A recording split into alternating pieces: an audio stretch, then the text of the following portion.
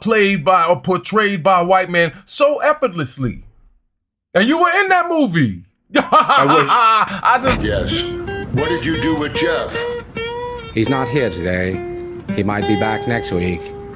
In any event, I'm hosting his show, The Jeff Richards Show. Oh.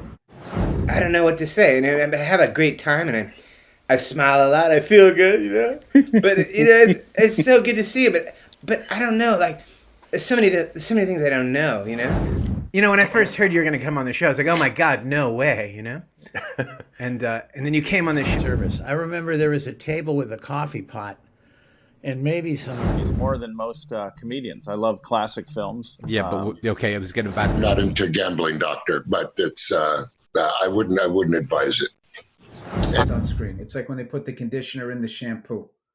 They both drag each other down. With squares, because it was right around when things were a little gray. Ambiguity may be vague within some people. Do you believe in global warming? I'm all right. Thanks for having me, Jim. Yeah. And I never liked it. It was a puppet. And how water emerges.